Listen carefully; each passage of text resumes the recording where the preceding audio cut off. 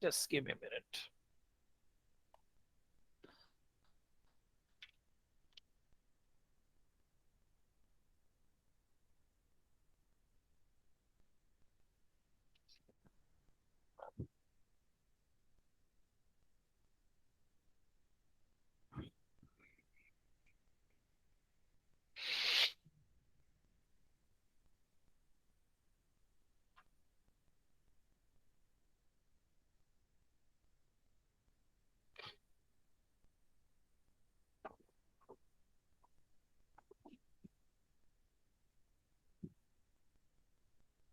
Okay.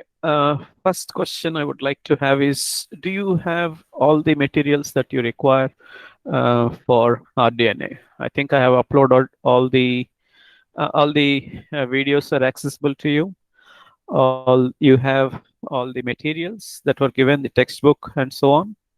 And also I shared the end semester question papers, a few of them. Yesterday we discussed one, and I think I have also shared the PPTs that I have used for the lectures. If you didn't receive them, please let me know so that I will upload.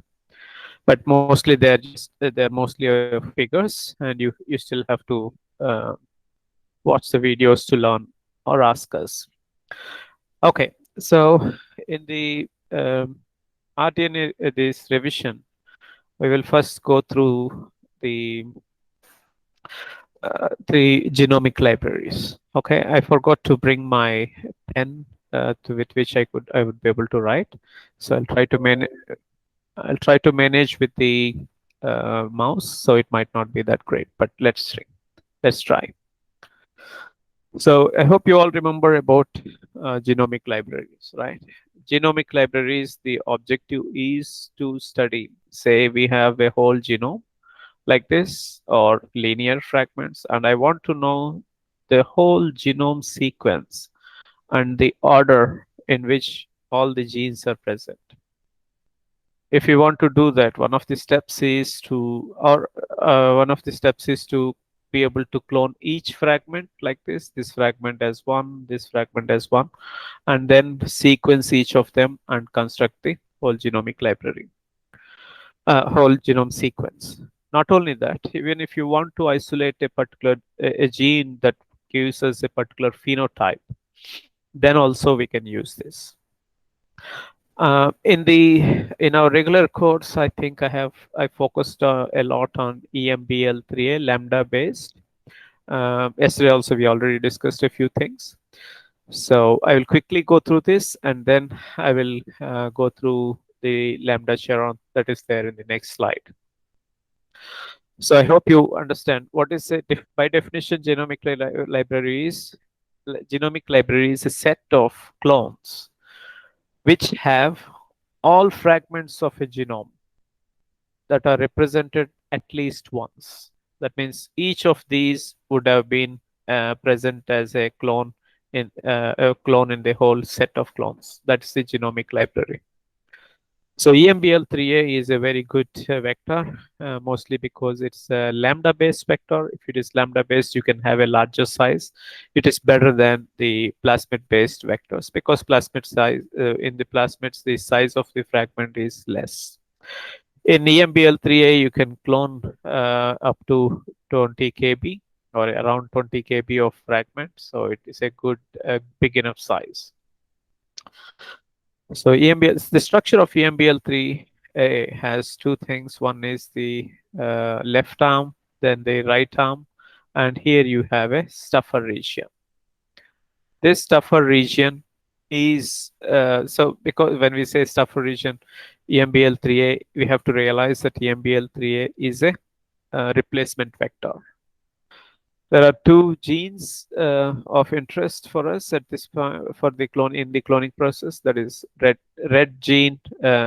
and gam genes, which are involved in recombination processes during replication of lambda phage.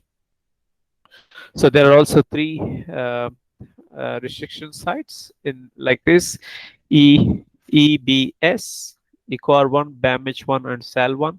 Similarly, on the other side, you have it in reverse order: EBS, Here the order is something like EBS. Those will generate polylinkers if you have just three bases. So here is the genomic DNA. We have isolated it. We will digest it with South3A, A1, and then we will treat it with alkaline phosphatase. Yesterday we have discussed this. We do not want any of these fragments ligating among themselves because it will confuse us as to which sequence is, say you have A, and if we did not treat with alkaline phosphatase and we added ligase, somewhere it might this fragment here D might ligate with A, and it will confuse the whole reading of our sequence to reconstruct the genome sequence. That's why we are treating with alkaline phosphatase so that they do not ligate. The genomic fragments do not ligate. Here we are treating the EMBL3A with BAMH1 and EcoR1. So we will get several fragments. That is the left arm, and here is the right arm, and this is the stuffer region. And here we have small polylinkers because we are using EcoR1 and BAMH1. So there is a small DNA fragment here, and that is this region. You can call it as left arm polylinker oligonucleotide, and the other one you call it as right arm or polylinker nucleotide. When we do isopropanol precipitation, the larger fragments will precipitate, whereas the smaller ones will remain in the supernatant. And when you decant it, we will lose, we'll get rid of all the polylinkers. So now we only have three large arms: left arm, right arm, and the EcoR1. And then here we have the genomic fragments, and then we can ligate it. So when ligation, what you should, there is a probability that left arm can ligate with the right arm, but then they do not form viable colonies. Why is that? The size of the fragment matters. I think if we go back to the videos that we have discussed, we have much more in details. For in vitro packaging, you have certain things, right? First thing is, if L and L are there, both left arm and right arm are essential for formation of replication of lambda phage. So those that are polymers of left arm alone will not form plaques. Those that are just right arm will also not form plaques. If you have left arm, only left arm and right arm, then the size is small. I hope you remember that the head particle will harbor anywhere between 5 to, I mean, some 75% size to extra of 5%, something like between 35 to 45 or so. So if the size is lesser than that, then it does not fit into this, or it does not form viable plaques. So if the stuffer region, this one, gets included, then there is another problem, because we are going to use this red and gam for a purpose, right? That is why we have it. That is to get rid of spy phenotype. I mean, we are taking a P2 lysogen, and anything that has red and gam will not grow on P2 lysogen. That is spy phenotype, sensitivity to P2 inhibition. So all those that will make plaques are only those that have a left arm, that have the genomic DNA that would come from here, and you will have the right arm. There will be many other things that may form, but they will not. These will cannot um, form the plaques.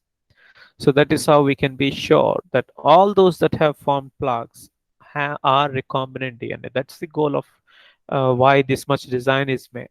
Otherwise, say for example, if you get a whole plate like this, and you have to, and you have, say, 100 plaques, okay, and if you have to screen all the 100 plaques and just to know if there is a, if it is a recombinant plaque or not, that's a lot of wastage of lot of time and resources. Okay, and that's why this design goes like this, and it's a fantastic design. in terms of thinking and logic as well. So there is another method using lambda Cheron 4a. This is much a little bit simpler. We have eukaryotic DNA, and so you are allowing. Okay, I'll talk about the lambda first. It has the cos sites. You will allow the cos sites to ligate, and now you have a lambda, something like this, which has three eco-R1 sites. So it can cleave here, here, and here. So once you do that, you can do size fractionation and collect the big, large arm.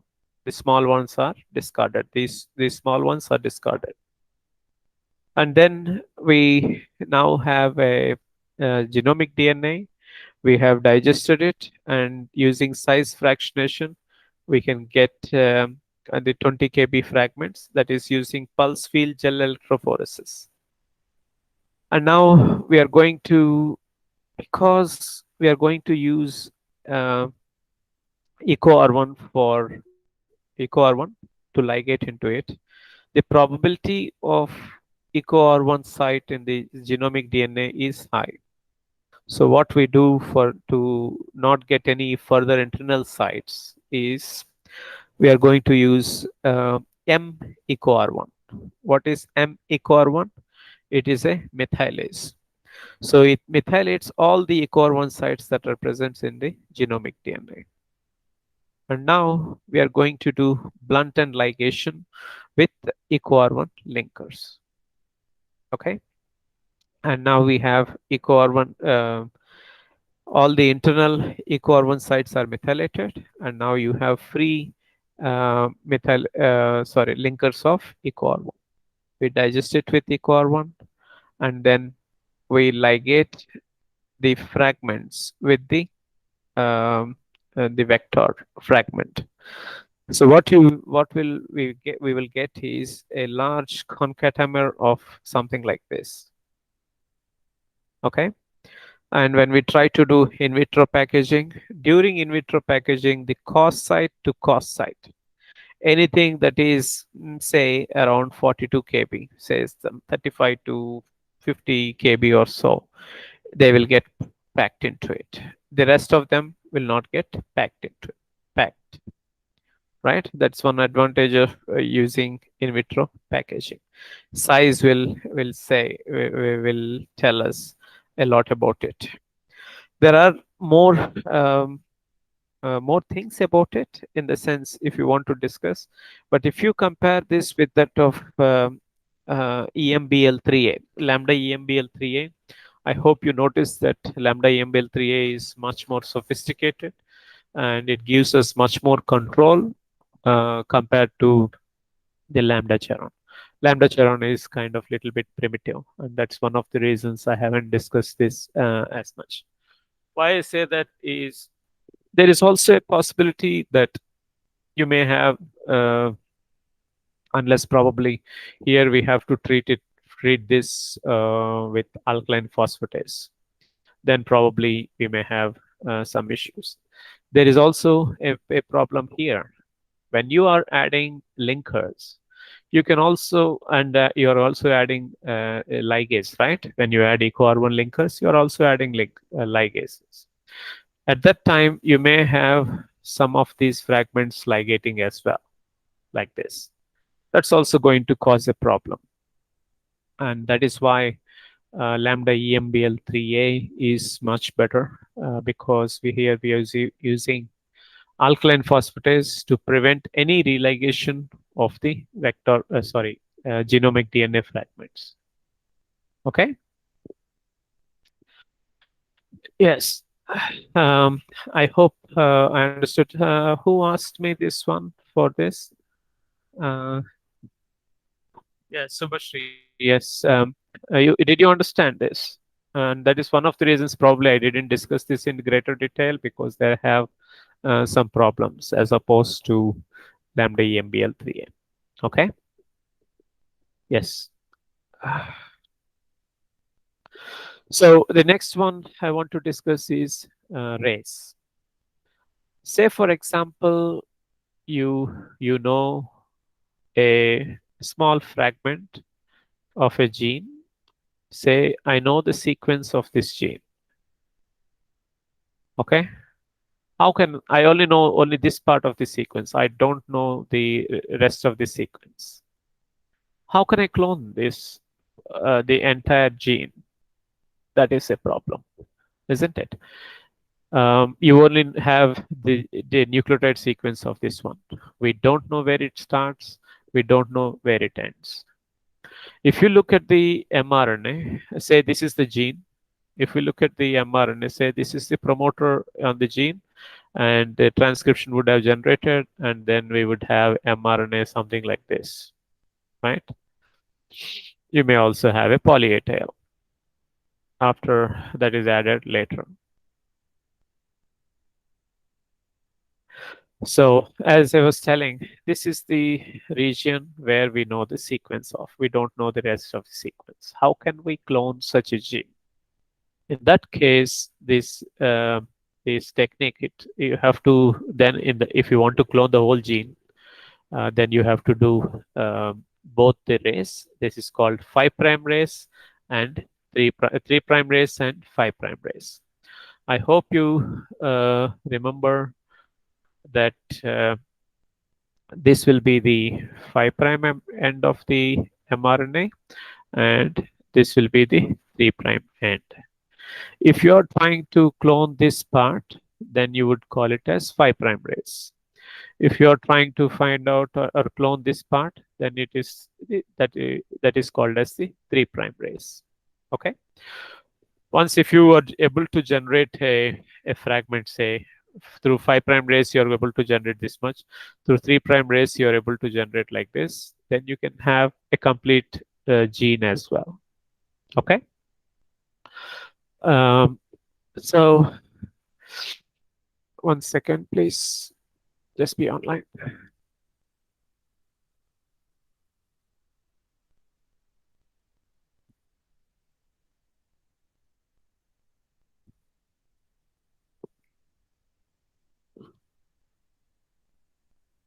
Okay, sorry.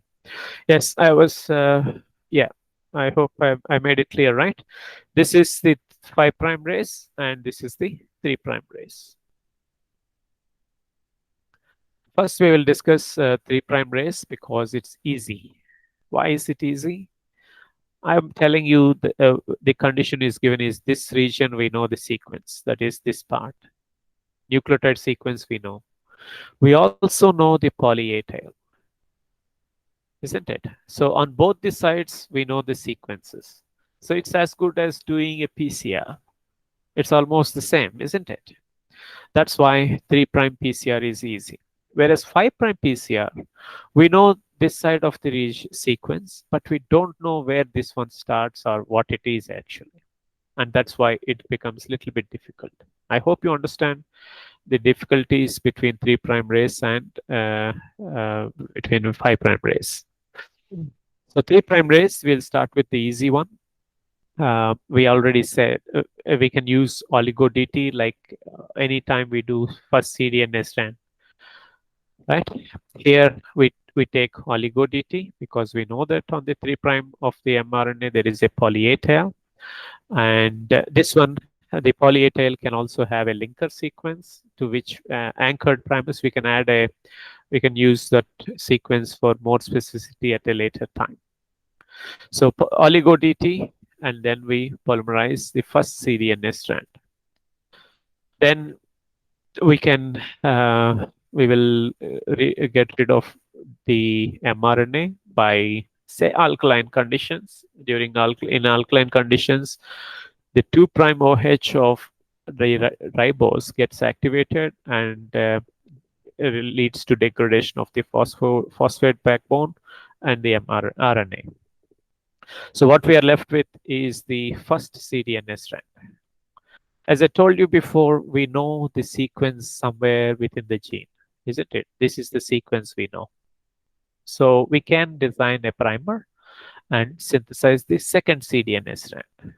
This will be the second cDNA strand.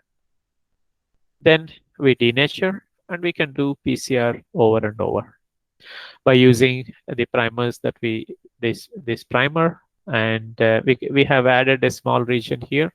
We can do use that primer as well. So I hope you understand that it's no big deal. Actually, it's a simple thing. Because why is it simple? Because we know both sides of the sequence. We know that there is a small sequence here, and we on one side, on the other side, we know that it is poly A tail. Okay. And then now comes the complex one, that is the 5' race. Okay, if I didn't mention what is race, rapid amplification of cDNA ends. We are amplifying the cDNA ends. Which cDNA ends? 3' or 5'. Here we are doing 3', so this is 3' race. Now, a 5' race, we are going to, we don't know we know the sequence on one side, but we don't know what is the sequence on the other sides. But we have tools and techniques to generate the sequence on the other side. We do that by, say, using um, terminal transferase. I hope you can recollect that. We'll get terminal transferase is a DNA polymerase, but it is different from other DNA polymerases, that it is template independent DNA polymerase. That's the specialty of it. So it doesn't care about, it doesn't need any template. Whatever base nucleotides are available, it will just polymerize them, right? And the substrates are H free 3' OH. That is what it needs. So because we know a sequence here, we will design a primer and synthesize the first cDNA strand. This 5' to it goes to 3' here.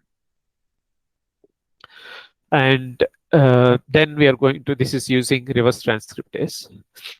And then we will get rid of the, then we have to use terminal transferase and DATP.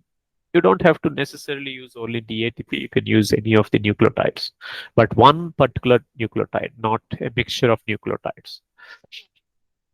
Because if you use mixture of nucleotides, the sequence will not be same. And then your primer that you want to use it in the next round will become you don't have any control of your experiment then. So after the first cDNA strand is synthesized, you add terminal transferase and add the ATP. So now a poly A tail is synthesized. Now I think from here on everything is easy, because you know the sequence, this part of the sequence. Now you also know the other side of the sequence because you treated with terminal transferase and the ATP. So you will synthesize a primer consisting oligo DT, and you can also have an anchored to that anchored sequence, so that you can use it for in the next round of PCRs for specificity. And then once this is done, you will use that, and you will get the cDNA. So here is the first cDNA strand. Once you added this anchor primer, you will get the second cDNA strand, right? And then you can use the primers that you use, this primer and a primer against this anchor region, and you will generate a double-stranded 5' end of the DNA. Okay, so before going, before going, I would want to just say, what is the use of 5' and 3'? Say, for example, from here, as I was describing in the last class, last slides, if I know this one, using, I only know this region, right? If using 3' race, if I develop this much fragment, okay, I'll put it as double-stranded. And using 5' race, I'm going to generate a fragment like this. Now, is it possible to generate a whole sequence of the gene? Yes, it is possible, because you can, I hope you remember two-step PCR in when you are doing site-directed mutagenesis. You can mix these two strands, denature and re-anneal. What may happen is, sorry, it's coming crooked, but you will get strands like this. Okay, these are overlapping regions which may bind like this. You may get some hybrids like that. And now, if this was 5 prime, and this will be 3 prime, and this would be 3 prime too. And if you add DNA polymerase, it will synthesize this region like this, and this will synthesize this like this. Now you have a whole DNA. And that is how race is useful, especially in situations where you do not have the sequence. If you only know a small sequence, and you don't know a large part of it, then this is the way to go. Okay. Now, this one is the same thing. Maybe the what is depicted is little different, but otherwise the principle remains the same. Okay. Now, I would uh, I would like to go to um, one question I want to have is maybe I will ask a question. Why do you think we should have anchored this sequence? I think some of you may have the question, why should we have it at all? Right? What is the need for it? There is there could be multiple reasons. One of it is we don't know how long this is. And if we made a, say this is all poly A, and you used oligo DT, TTT, and say if it were with five T's, okay, for simplicity I'm saying that this could bind here, it could bind here, it could bind anywhere, and we don't have control of it. So in one site, we are actually losing. We are not having so much of control for that reason. We know the sequence, but then we might lose the. If we are using oligo DT, we might lose the control because the fragment size will be different and so on. We don't know where exactly. If this is all poly A, where the primer is going to bind. But if we use a primer such as that is complementary to this anchored region, now that is a specific sequence. It's not oligo DT or anything like that. Then the primer has to bind only to this region. And then there will be a specific sequence added. And that's one of the reasons of why we have that particular thing. Okay. Okay. Now I would want to talk about the genomic imprinting. I hope you have learned it as a part of stem cell biology. All of stem cell biology revolves around epigenetics. You cannot have stem cell biology without epigenetics. Basically, every reprogramming you want to change from one cell to another, and so on. Everything depends on epigenetics. What is epigenetics? Epigenetics is change in some gene expression or so because of some change in DNA other than sequence change. That's epigenetics. It sounds a little bit complicated, but this is not a stem cell biology course, so I cannot go into all the details. But what I wanted to say is, if there are, if there is, for simplicity, we'll say DNA methylation, right? Is there a, if DNA is methylated in the bases, nitrogen bases, is it a change in sequence? No, it is not a change in sequence, but it is a chemical modification. Then it falls under epigenetics. Similarly, the other popular one, at least or well understood one, is by histones. If histones, they form around which the DNA forms nucleosomes. Histones, there are 4 types of core histones and one linker histone, H2A, H2B, H3, and H4. So DNA winds around it and forms nucleosomes. The histone tails are present, which extend out of the nucleosome into the outside, something like this. These histone tails are prone to chemical modification. They can be acylated, methylated, or phosphorylated based on the residue position and histone and several other things. So if these histone tails are methylated, somehow the gene expression is changing. If they are acylated, then there is again different type of gene expression. I mean, there is a modulation of gene expression because of modification on the histones, and that is also an epigenetic modification. There are also others such as nuclear localization and things like that. But we will be concerned as a part of genomic imprinting, we will talk about the DNA methylation.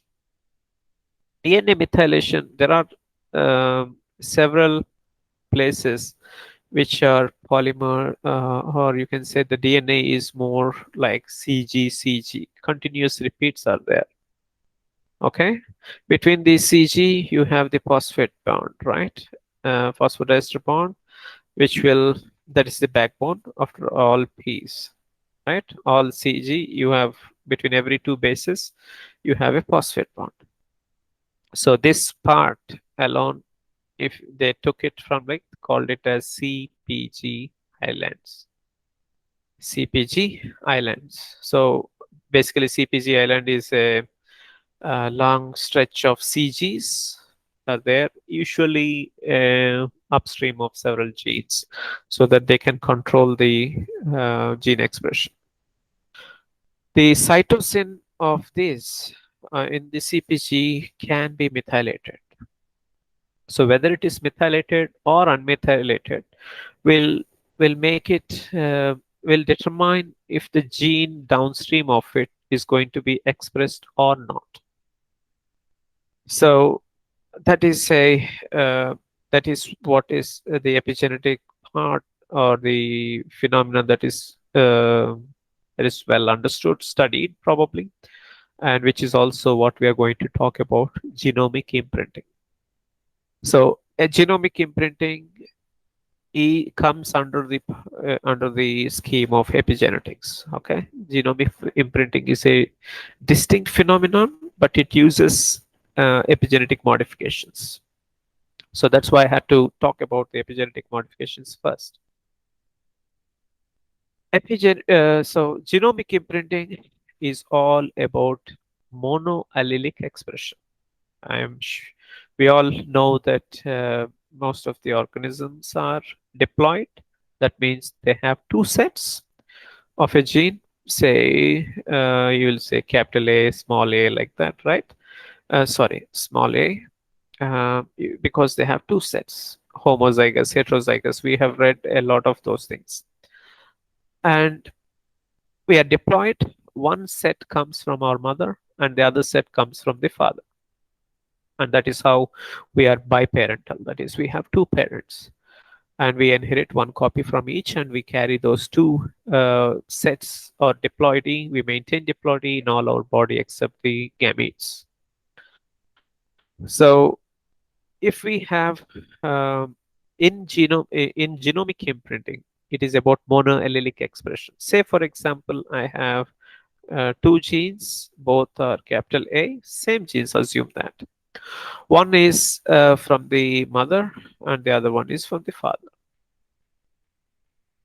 If in some cases only the one that is inherited from the mother would be called as maternal allele, the one that is inherited from the father is called as paternal allele. So when you say monoallelic expression, that means only one of these two alleles is going to be expressed. And which one is going to be expressed? It depends on the type of parent. Before I go ahead, I would want you to recollect that not all genes are imprinted. There are a small set of genes that are come under, or they are regulated by way of genomic imprinting. Other genes you may have both expressed, both repressed based on the state of the cell and so on. But in genomic imprinting, certain genes are regulated in this way. They are monoallelic expressions, and which one should be activated will depend on the from where it has been inherited. Is it inherited from the mother or is it inherited from the father? If you didn't get understand it, it's all right. Just hold on, and we will try to discuss about it. Okay, genomic imprinting mechanisms. I think I already covered that. So here is an example. Okay, if you understand this, then it's easy enough. By the way, as a concept, genomic imprinting will not be asked in this course, but you could be asked based on your ability to use the molecular techniques to determine what happens. Okay, here are two genes, IGF2 and H19. Okay, what is their function is not so important for us at this stage. And there is an enhancer to which you will have activators will bind, and these activators, if they're bound here, and they can interact with the promoter regions here, I mean with the transcriptional machinery, and initiate transcription of H19. So the same activators that are bound to these enhancers can either activate IGF2 expression or H19, but not both. Okay, so in the I think this is the maternal allele and this is the paternal allele. So what happens here is there is a region called as insulator. This is the part of the DNA that you see here, to which there is a factor called as CTCF binds. CTCF is a protein that interacts with the insulator. If it interacts, then this activator cannot reach IGF2. Okay, but if the CTCF is not here present, like in the paternal chromosome here, if CTCF is not present, then the activators, the DNA can actually loop and interact with the enhance the expression of IGF2. Now think of it like this: when can a CTCF bind to insulator and when can it not? If the insulator region is methylated, then the CTCF is specific for this particular sequence that is in unmethylated state, right? It cannot bind to the insulator region if it is methylated. So I will sing it like a song probably. Insulator is methylated, so CTCF cannot bind here, right? If CTCF cannot bind here, the activators that were bound to the enhancer can interact with IGF2, and IGF2 can enhance the expression of IGF2. Now let's see the maternal chromosome here. Insulator region is not methylated, because of which CTCF can interact with the insulator. And if CTCF is interacting here, the enhancer activators cannot bend and loop and interact with the with IGF2 region. So they activate the transcription of H19, right? What I want you to understand why this is genomic imprinting is you will have H19 expressed only from maternal expression. You have this is all in one cell. There are two genes, H19 from here and H19 from here, two copies of the same gene. But H19 is always expressed from the maternal chromosome. Is it monoallelic expression? Yes, because you have, although we have two H19s, there is only expression from the maternal allele. And is it parent specific? Yes.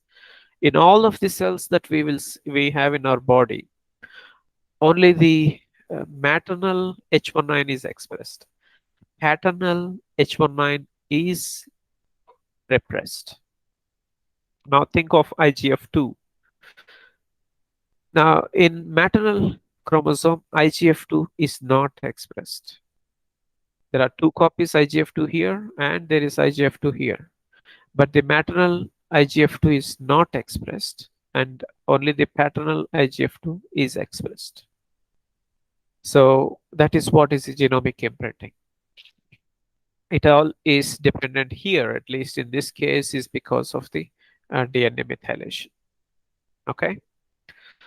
Why and how this becomes useful to you in our course is about how we depend what happens to the genomic imprinting. I hope this is the cycle that you were asking, and there is also another picture, but this is sufficient to understand.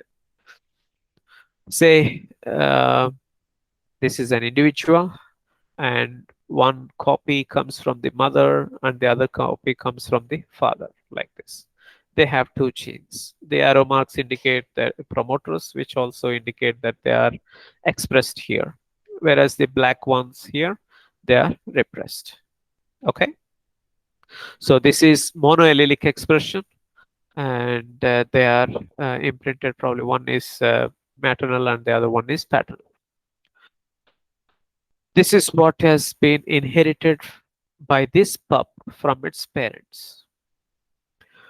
And now, during gametogenesis, primordial germs form. I mean, now this individual is making gametes. During that time, very early during development itself, primordial germ cells form. During that time, the imprints that are there, all the methylation is completely erased. This is what is referred to as erasure. And during the formation of the mature gametes, the imprints are established. And then they would form a zygote upon fertilization, and then it is maintained in the somatoplasm of this body. And that will give rise to a new pup. And again, the new pup is going to have two parts, right? One is somatoplasm, the other one is germplasm.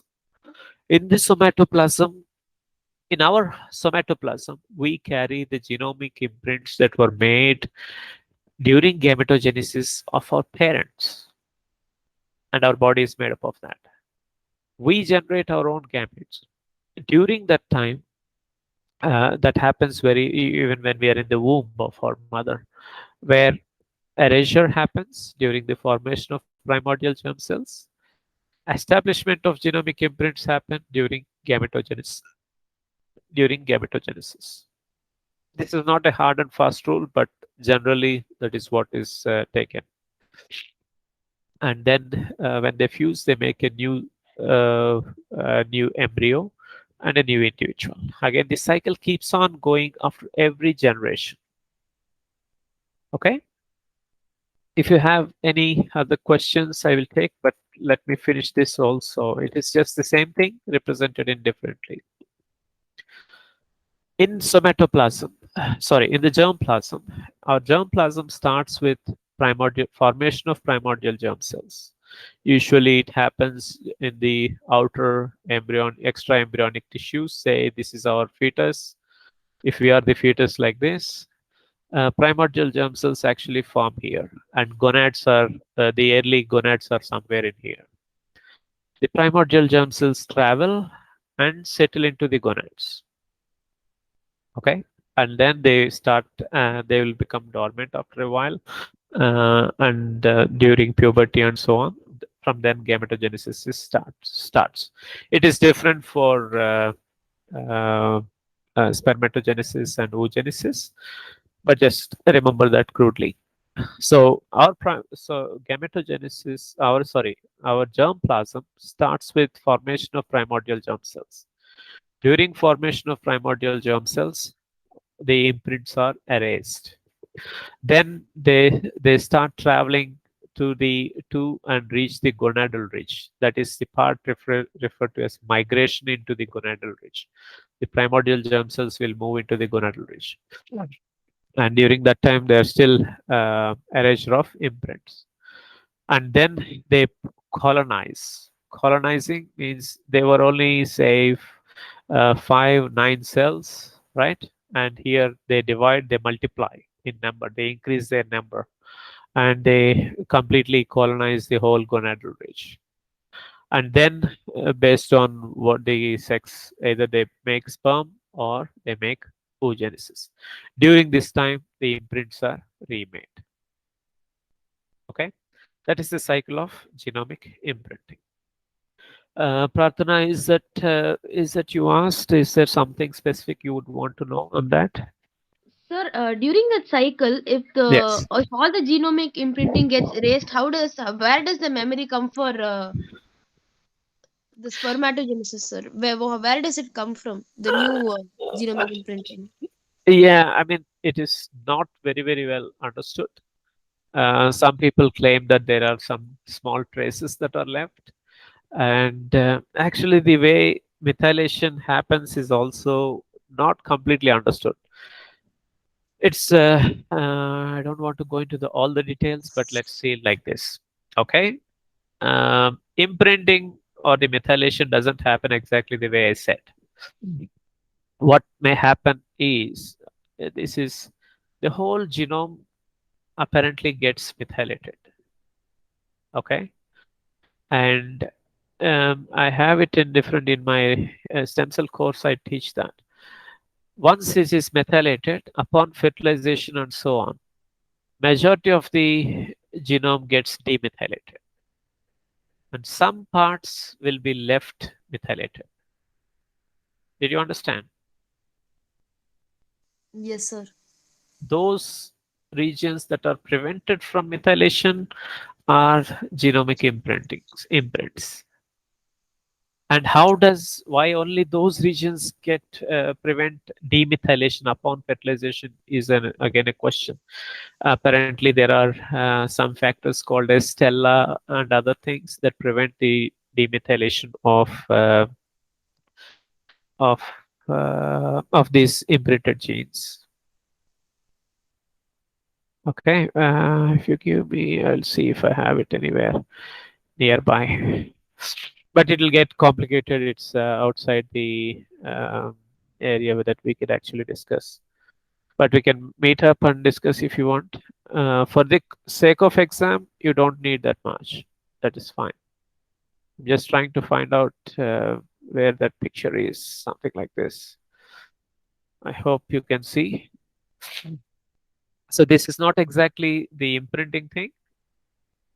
Okay. Uh, so this is there are 4 different types of genes based on epigenetics or imprinting sense. Should I take this or? So all the genome is methylated. This is showing the methylation status. During the primordial germ cells, all of it is methylated and all of it is erased during erasure. And during mature formation of mature gametes, all the genome is methylated except some genes here, which are supposed not to be methylated. And upon fertilization, there is rapid demethylation and some genes that will maintain their methylation as such. Whereas the rest of the genome, be it paternal or maternal, they get demethylated. Those genes or genomic islands that retain their methylation are supposedly the imprinted genes.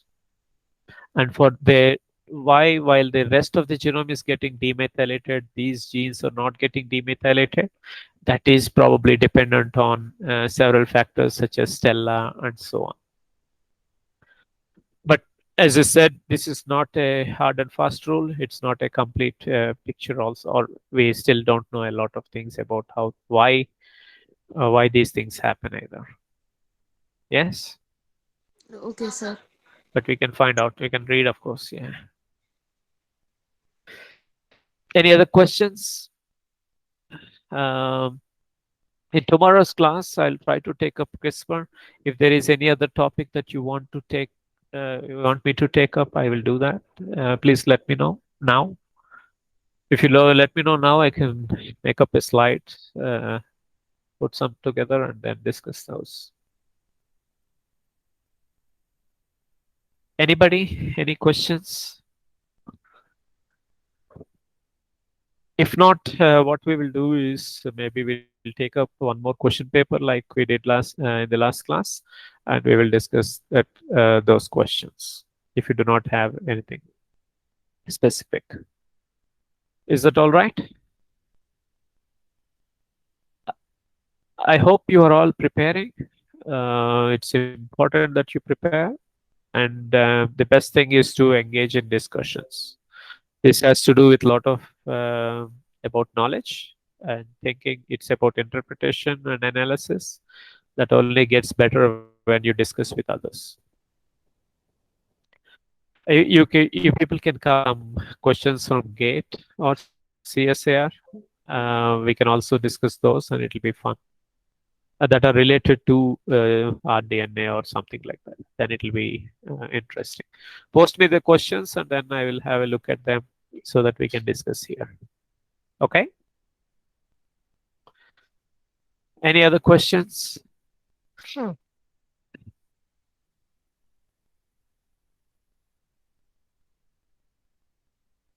Okay, then I'll see you tomorrow. When do we have next class?